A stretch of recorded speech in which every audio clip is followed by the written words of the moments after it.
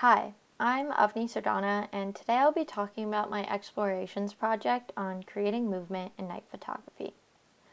Over time, while finding my photography style, I learned that I've always been drawn to taking photos in the night.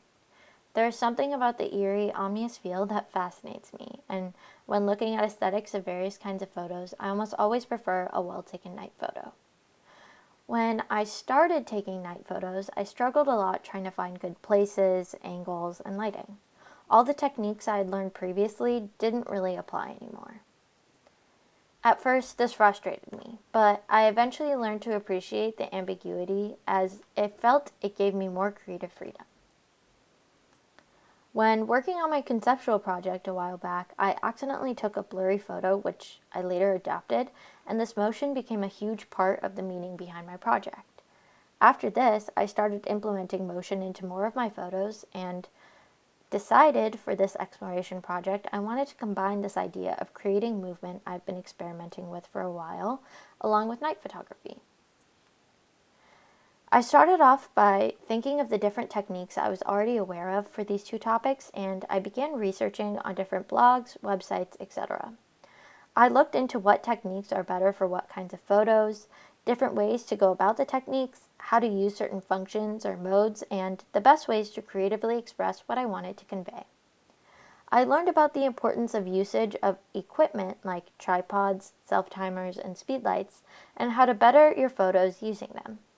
I also realized that I actually had to know the settings and the meaning behind the settings of my camera really well, as night photos require a lot of technique. I also learned various ways to create movement, but after experimenting a lot, I found that my favorite way is just lowering the shutter speed and incorporating intentional and subtle motion. This slide is my infographic, which covers most of these techniques. I began my process by just going on photo shoots. I started my first round taking photos of someone I work really well with because she always knows exactly what I'm thinking in terms of placement and doesn't really have to be adjusted much. We went to Block Intermediate School to take our photos for the first round, and I experimented with both still and movement night photography. For my still photos, I used a tripod and timer as I wanted to reduce movement as much as possible. Here are a few of my favorites. For my movement photos, I also always started by taking a test photo to figure out what are the best angles, how slow or fast should I move, and where I should move. Here are a few of my favorites. For both types of photos, I really had to focus on where the shadows and highlights were and where the artificial light source was coming from. To better the lighting in my photos, I used a speedlight to bounce light onto my subject. I then edited my photos in Adobe Photoshop, mainly focusing on the curves, brightness, contrast, and hue tools. For my second round, I tried a different location, Rancho Plaza, and worked with a different person. Unfortunately, I really didn't like how the photos turned out, as the light sources in that area were not very helpful, and my speed light was not working well. So I ended up with some photos with distorted lighting and a lot of noise.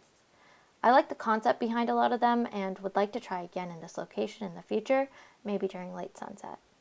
Here are some of the better photos from the shoot. Again, the concept was interesting, the quality was not. For the third round, I went with two other people at a different location, Springer Elementary School. I stuck to MBLA schools because I liked the artificial lighting there, and also my parents didn't really want me going anywhere else in the night because everywhere is pretty barren right now.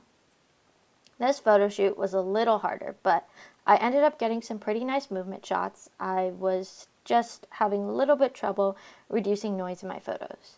I also edited them in Adobe Photoshop, again focusing on the curves, brightness, contrast, hue tools, as well as the saturation and clarity tools.